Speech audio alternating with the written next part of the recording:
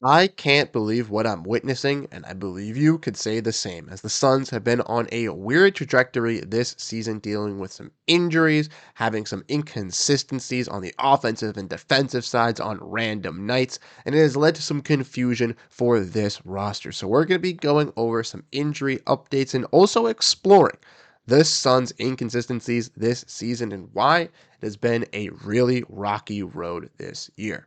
We'll be diving into all of that and more on this episode of Suns Digest.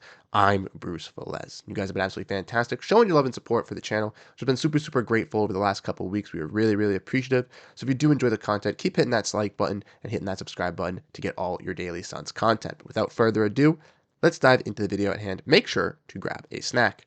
And like I said in the introduction, first, we're going to dive and look at this new injury report as we saw this come out from the Phoenix Suns today, as we've seen a slew of injuries with this team so far this year. We all know the injury bug is still staying in Phoenix as it has attacked the stars of Kevin Durant, Bradley Beal, and Devin Booker, while it's also bitten the young players in Ryan Dunn, and also some key role players in Grayson Allen, and now no notably Royce O'Neal, as Royce obviously in the latest game versus the Golden State Warriors tweaked his ankle and was taken out of the game. And Suns fans were an absolute roar due to the fact that Royce has been such an influential piece for this Suns team, and I wrote for on Last Word how he's been the unsung hero for this Suns squad, either off the bench as a great quality six man or stepping up for this Suns team as the next ready guy, being that key filler in that starting rotation. But unfortunately for Royce and this Suns team, they have just been bitten by the injury bug, but we got some updates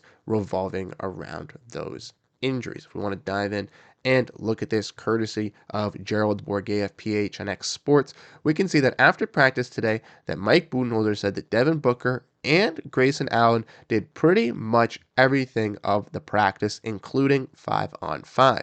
Bull did a little bit of stuff, was about 70% active in stuff, but Royce O'Neal for this Suns team did not practice, but they did have imaging coming back on his knee saying it was positive, with Royce O'Neal suspecting it obviously to be an ankle sprain. And this is obviously going to hinder the Suns a little bit, as obviously it sucks for Royce O'Neal as he rolled this ankle. He was averaging 13 points, 5.5 rebounds, and shooting 47 from three-point lane in this month alone.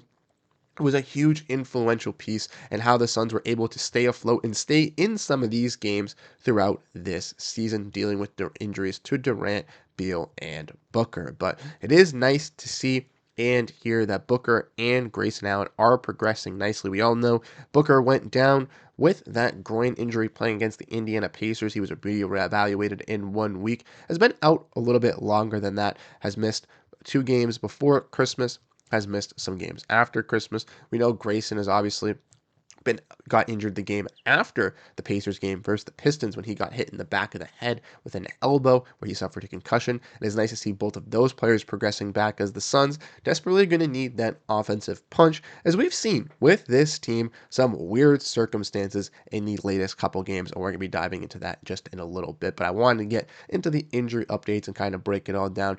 Nothing big on Royce at this moment. We don't have a confirmed timetable on how long he will be out, but it is expected that obviously Royce was seen after the game wearing a boot. He's obviously has a ankle sprain, and he will be out for a period of time for the Suns. The timetable just has not been given to us, but with Booker and Grayson Allen coming back, that could be some nice added offense into this team, and having that second star in Booker back in this lineup once again could maybe take the Suns into some more competitive games in the West. But let me know what you guys think down below in the comments section. But next, let's dive in and let's explore the Suns' major issues, as I can't believe what I've been witnessing with this Suns team this year, as we've seen a crazy amount of changes throughout this roster. We've obviously seen this teams go off on that high note in those first couple of weeks, then have those injuries and just go through that valley of a roller coaster of highs and lows this season. And unfortunately for the Suns, these last couple of stretches been on a downward path. Like I mentioned, we lose Devin Booker, we lose Royce O'Neal, and we're seeing some struggles come through with this team around 30 games in, and they're becoming glaring issues with this Suns roster. We're going to be diving in and we're going to be looking at those issues. And I believe for the Suns, there's a multitude of major issues, but I truly believe there are three areas of concern with this Suns team. And the first one lingers over from last year, and that is turnovers. And the Suns, we know last season were a bottom five team, or a top five team in turnovers, excuse me. They were one of the teams that turned the ball over the most, but not having a true traditional point guard. That's why the Suns went out and got Tyus Jones. That's why the Suns went out and got Monte Morris to move players like Devin Booker and Bradley Beal into those scoring positions on the wing alongside Durant to help this team succeed. But unfortunately for the Suns, well, guess what? They are still having issues with those turnovers. We want to look at this tweet courtesy of John Voita of Bright Side of the Sun and Suns Jam. We can see that the Suns are now 4-13 in games in which they commit more turnovers than their opponent, and that is not good for a Phoenix Suns team. It goes to show you that one, that they cannot control the ball. And in recent games versus the Pacers, versus the Pistons, those were key caveats in reasons why they lost those games. Durant having multiple turnovers, the Suns not being able to control on the defensive side, and it's ultimately been a bad thing for this Suns team. And another lingering issue that has kind of come over, and we've seen these turnovers not merely necessarily been with Tyus or been with Monte really holding the ball, and it's been with, some of the wings and the guards holding onto the ball and setting up the offense. And that, I think, is another issue with this Suns team that they need to look at and kind of getting the ball back to Tyus, getting the black ball to Monte, and letting them facilitate and them orchestrate the offense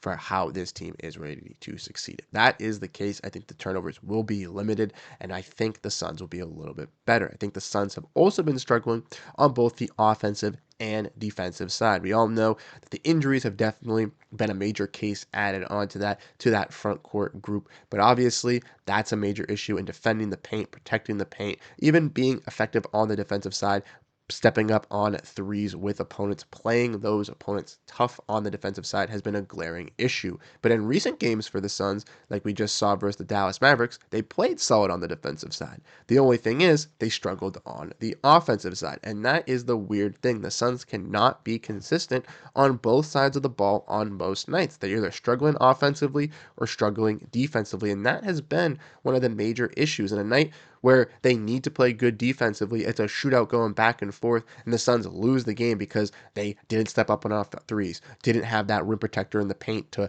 box out and grab rebounds to block off second chance points, or the Suns lose a game because they are competent and they are playing well on the defensive side and they're holding a team defensively, but their offense is just non-existent. Kevin Durant's the only one to go off at 35. Everybody else has 15 or below, and it's what is going on. And that's the type of thing that we need to see with this Sun squad, is some consistency. And with the injuries, with these different lineups, with the fact that the Suns haven't been fully healthy throughout the entire season, it's limited them and having offensive presence, having defensive presence, and has really limited this squad's potential. And I truly think that with all of these issues, a main issue of it is the injury bug, obviously staying in Phoenix, but another added to that is that this team is just not built for completion. The pieces that are around this squad, the pieces that are around Book and KD are not the correct pieces ready to go. I believe